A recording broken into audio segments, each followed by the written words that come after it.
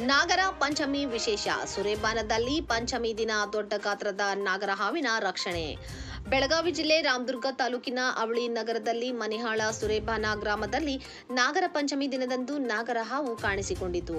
ಅದನ್ನು ಸುರೇಬಾನ ಗ್ರಾಮಸ್ಥರೆಲ್ಲರೂ ಕಂಡು ತಕ್ಷಣದಲ್ಲಿ ರಾಮದುರ್ಗ ಪೊಲೀಸ್ ಠಾಣೆಯಲ್ಲಿ ಕಾರ್ಯನಿರ್ವಹಿಸುತ್ತಿರುವ ಪೊಲೀಸ್ ಪೇದೆ ಪ್ರಕಾಶ್ ಗಡಿವಡ್ಡರ್ ಅವರಿಗೆ ಕರೆ ಮಾಡಿ ವಿಷಯ ತಿಳಿಸಿದ್ದರು. ವಿಷಯ ತಿಳಿದ ತಕ್ಷಣದಲ್ಲಿ ಪೊಲೀಸ್ ಪೇದೆ ಪ್ರಕಾಶ್ ಸ್ಥಳಕ್ಕೆ ಭೇಟಿ ನೀಡಿ ಹಾವನ್ನು ಹಿಡಿದು ಅದನ್ನು ಸುರಕ್ಷಿತವಾಗಿ ರಕ್ಷಿಸಿದ್ದಾರೆ.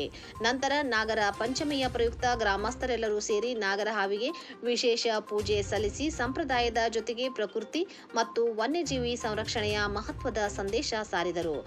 ಪೂಜೆಯ ಬಳಿಕ ನಾಗರ ಹಾವಿಗೆ ಯಾವುದೇ ಅಪಾಯವಾಗದಂತೆ ಅರಣ್ಯ ಪ್ರದೇಶಕ್ಕೆ ಸುರಕ್ಷಿತವಾಗಿ ರಾಮದುರ್ಗ ಪೊಲೀಸ್ ಠಾಣೆಯಲ್ಲಿ ಕಾರ್ಯನಿರ್ವಹಿಸುತ್ತಿರುವ ಪೊಲೀಸ್ ಪೇದೆ ಪ್ರಕಾಶ್ ಗಡಿವಡ್ಡರ್ ಅವರು ಬಿಡಲಾಯಿತು.